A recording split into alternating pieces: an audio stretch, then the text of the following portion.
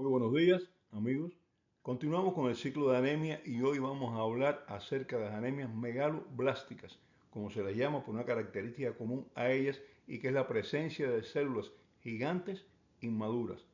Megalo es gigante, blasto son células inmaduras, por eso se llaman megaloblásticas. ¿Dónde? En la médula ósea. No es circulando en sangre circulan también células grandes, pero los megaloblastos están sobre todo en la médula ósea. Son un grupo de enfermedades de anemia, que ya vamos a ir hablando de las causas de ellas ahora dentro de un momento, y que tienen una consecuencia en todas ellas común, y que los eritrocitos maduros, los que ya están circulando en sangre, tienen un tamaño mayor del normal. Son los llamados macrocitos. Ahora no son megaloblastos, son macrocitos, macro, grande citocélula. Tienen más de 100 femtolitros de volumen corpuscular medio y a veces en algunos casos pues pueden rebasar los 120 femtolitros. Son células grandes y ya son células que están circulando, son eritrocitos.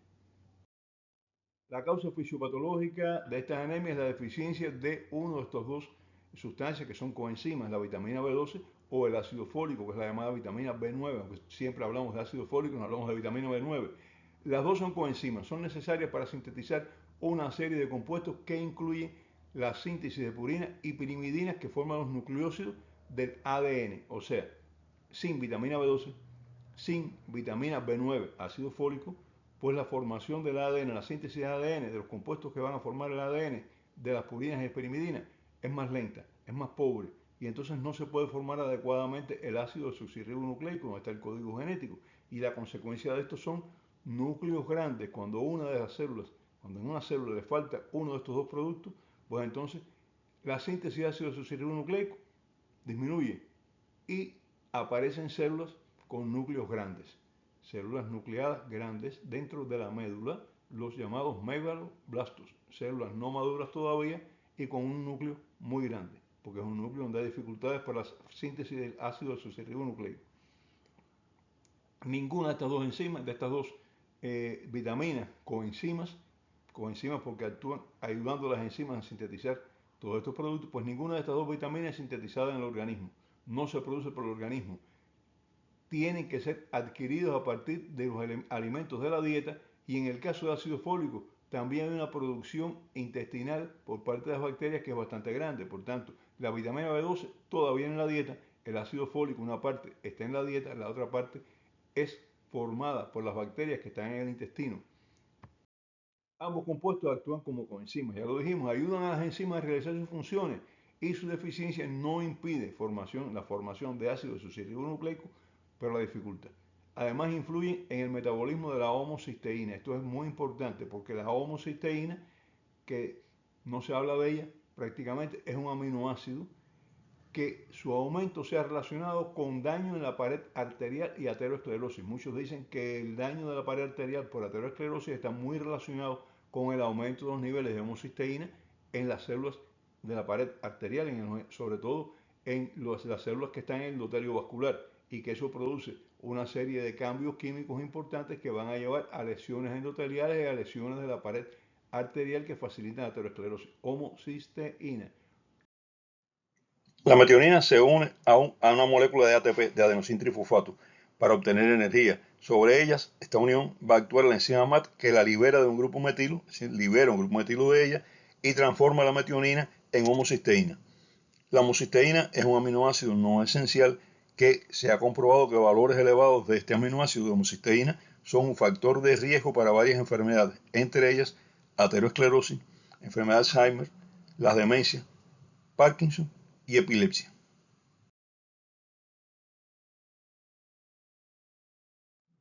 La homocisteína es transformada en cistationa por la acción de la enzima cistationa beta sintetasa y la cistationa a su vez es transformada en cisteína. En la reacción por la cual la homocisteína se convierte en cistationa, esta reacción, como ya decíamos, con la enzima cistationa beta sintetasa, el cofactor, la coenzima que actúa con esta enzima es la vitamina B6, la piridoxina. Es necesario controlar los niveles de homocisteína, por lo que habíamos hablado anteriormente, porque es un factor de riesgo para una serie de enfermedades. Y al mismo tiempo es necesario recuperar la metionina. Por eso, la homocisteína se reconvierte en metionina por dos vías metabólicas con dos enzimas diferentes que actúan también en estas dos vías metabólicas diferentes, dos coenzimas diferentes. Una de las vías es la vía en la que actúa la metileno tetrahidrofolato reductasa, MTHFR, una enzima, y la colaboración como coenzima en esta reacción es del ácido fólico. Y la otra vía es la vía de la enzima metionina sintetasa, que utiliza la vitamina B12 como coenzima para obtener esta reacción. Y así, la homocisteína es reconvertida en metionina, se controlan los niveles de homocisteína para prevenir las enfermedades que ya habíamos mencionado y se recupera metionina, que siempre hace falta para nuevos procesos metabólicos. La vitamina B12 y el ácido fólico actúan reduciendo los niveles de homocisteína y disminuyendo por tanto el riesgo de aterosclerosis y de todas esas enfermedades que planteábamos que se han relacionado con los niveles elevados de homocisteína. Otro aspecto a favor de la ingestión de vegetales verdes en la dieta por el ácido fólico, y bueno, también a favor de la ingestión de vísceras y carnes rojas por la vitamina B12. Pero se recomienda mucho, porque nosotros hablamos siempre que los vegetales verdes son beneficiosos para prevenir la aterosclerosis y no sabemos por qué. Es por esto.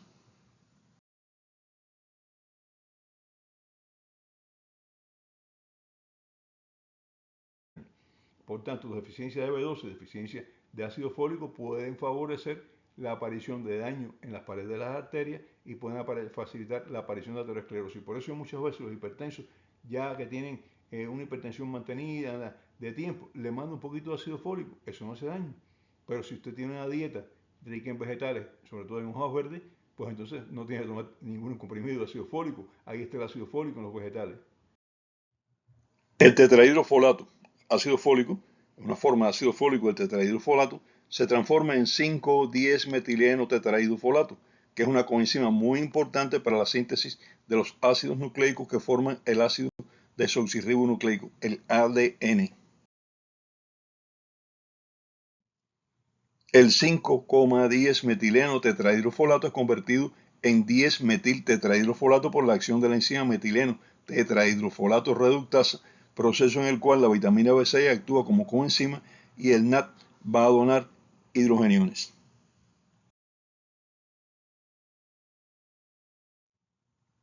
El 10-metil-tetrahidrofolato es reconvertido en tetrahidrofolato por la enzima metionina sintetasa con la vitamina B12 como coenzima, al mismo tiempo que se produce la reconversión de la homocisteína en metionina.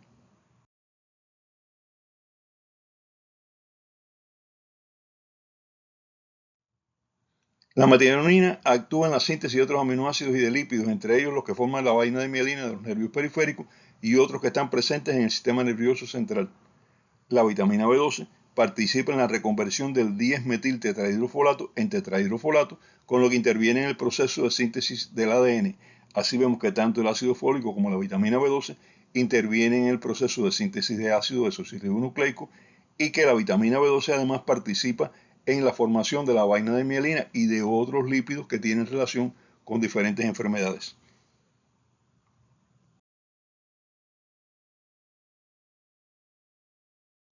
La vitamina B12 además es esencial para el mantenimiento de la capa de mielina de los nervios periféricos. ¿Qué es la capa de mielina? Es una capa que cubre parte de los nervios sensitivos que llevan información, y estos nervios que llevan información van saltando de un nódulo a otro más rápido. O sea, la información se transmite mucho más rápido por los nervios que tienen mielina que por los nervios que no tienen mielina. Acelera el paso de información de un lugar a otro. Y si no hay vitamina B12, la síntesis de la mielina se deteriora y estos nervios no pueden sintetizar la capa de mielina como necesitan, y entonces hay áreas que la mielina está deteriorada, áreas donde no hay mielina, y el paso de información no es bueno, pero además de eso aparece una serie de síntomas locales que son síntomas de polineuritis, inflamación de los nervios. El ácido fólico no hace falta para la mielina. Cuando aparece un paciente con síntomas de polineuritis, es un déficit de B12, no es un déficit de ácido fólico. Eso es un axioma en la medicina, muy característico. El ácido ribonucleico no es afectado de forma significativa por la deficiencia de ninguna de las dos vitaminas. Afecta la síntesis de ácido desoxirribonucleico, o sea, ácido, el ADN, y no la síntesis de ARN.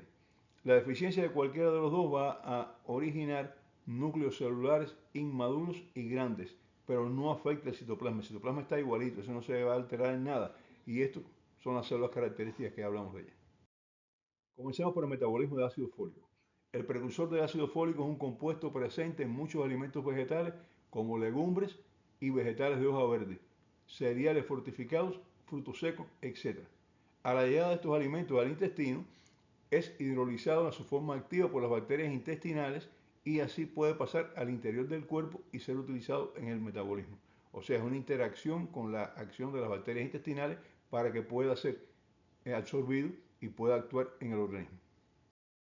El déficit de ácido fólico es causado principalmente por causas dietéticas, incluyendo internamientos en centros psiquiátricos y residencias de ancianos, que no le dan a veces la dieta que tienen que darle. Cocinar los vegetales verdes no se cocinan, se comen a sí mismos. Esto destruye el folato. Si usted cocina el vegetal verde, pues destruye el precursor del ácido fólico. También en personas, en mujeres embarazadas que necesitan más ácido fólico, si no tienen una dieta rica en ácido fólico, aparecen estos problemas. Sobre todo en mujeres que tienen hiperemesis gravídica, es decir, con los vómitos típicos del embarazo, vómitos excesivos. En mujeres que están lactando, también aparece con frecuencia. En pacientes con anemias hemolíticas, porque para poder formar los eritrocitos, que hace falta una anemia hemolítica, está formando eritrocitos constantemente, hace falta una cantidad importante de ácido fólico y entonces se consume. Y si no hay un suplemento dietético, pues estas personas presentan las crisis, que hablaremos de ellas, las llamadas crisis megaloblásticas de las anemias hemolíticas, que son importantes porque son por déficit de ácido fólico por consumo excesivo.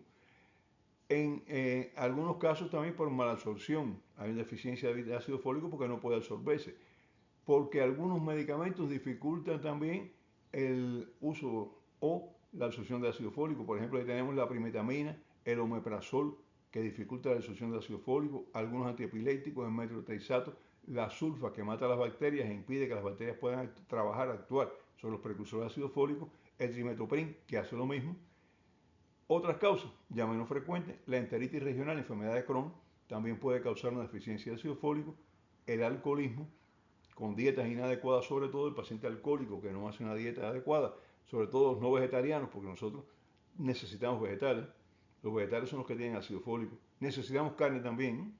No estoy haciendo una propaganda pro vegetariana ni pro carnívora. Estoy hablando de una dieta balanceada que necesita vegetales y necesita carnes también. ¿Por qué necesita carne? Porque la vitamina B12 no está en las carnes. Vamos a ver. La vitamina B12, ¿dónde se encuentra?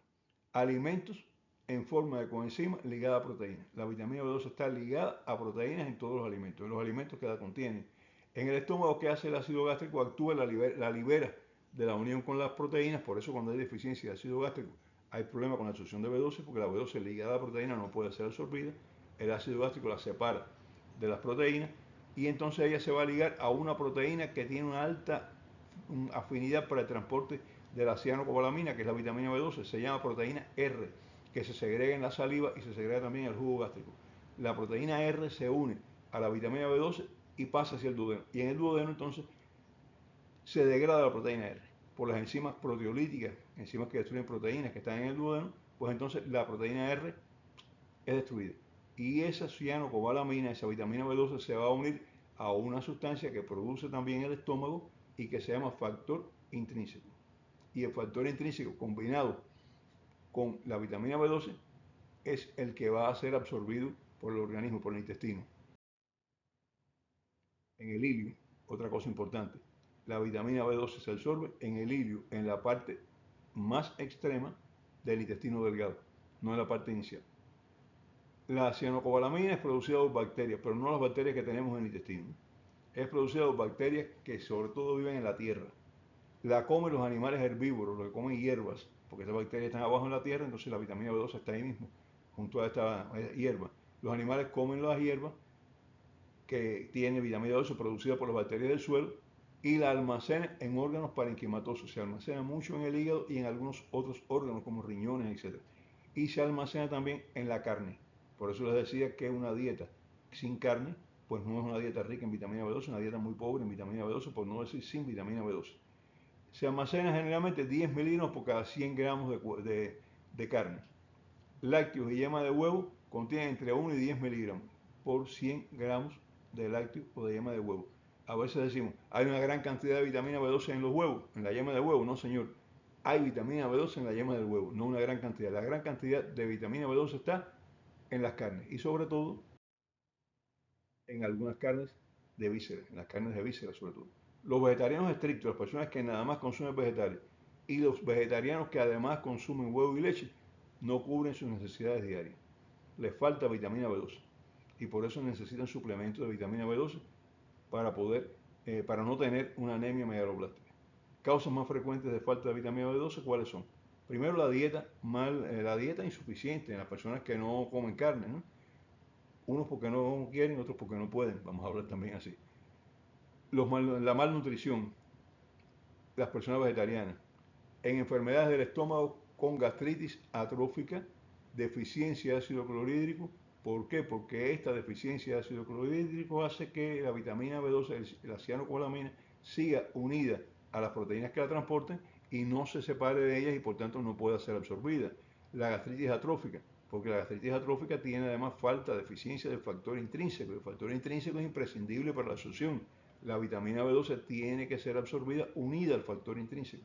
Y si usted tiene una atrofia gástrica, pues no tiene ni ácido clorhídrico para separar las proteínas, ni tiene tampoco factor intrínseco para unirlo a ella y para que pueda ser absorbido así. Cualquier falta de ácido clorhídrico, incluyendo la falta que nosotros provocamos cuando consumimos omeprazol por largo tiempo y sin tener en cuenta que necesitamos de ver un poquito de ácido clorhídrico, ¿no? Se necesita un poquito. La anemia perniciosa es una enfermedad caracterizada por el déficit de vitamina B12 por una lesión inmunológica del estómago, con una deficiencia de factor intrínseco de castro, ya hablaremos un poquitico más de ella después, y la insuficiencia pancreática también produce déficit en la absorción de B12 porque no va a separar la cianocobalamina de la proteína R que hablábamos y por tanto no puede unirse al factor intrínseco. Consumo de medicamentos, cimetidina, omeprazol, inhibidor de la bomba de protones, bloqueadores de los receptores H1 a nivel de estómago, disminuyen secreción de ácido clorhídrico y dificultan la absorción. Infección por la tenia del pescado, Diphyllobotrium latum. Una pequeña tenia, no es la lombriz solitaria esa enorme que tenemos nosotros de los bueyes o de los puercos, ni es la pequeña, aquella pequeña tenia que es propia de los humanos, la Hymenopsis nana, ¿no? Esta, la de los peces, se adquiere por comer carne de pez cruda, o sea, peces crudos.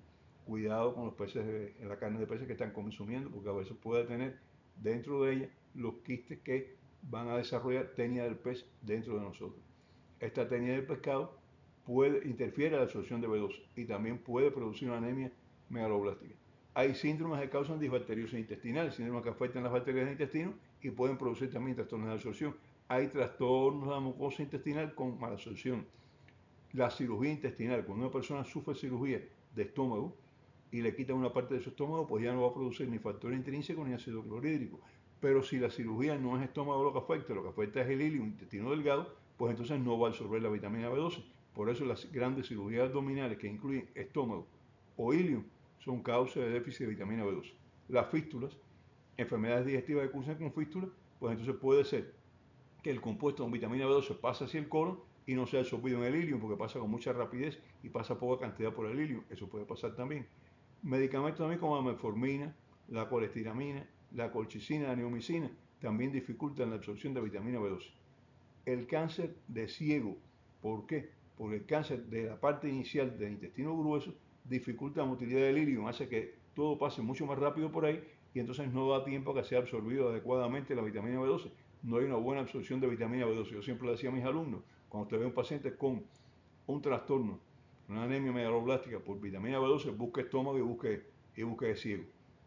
Y busque estómago, ciego e ilio. Y ahí está el problema generalmente porque es lo más frecuente. Lo demás no es tan frecuente. Las demás causas son menos frecuentes.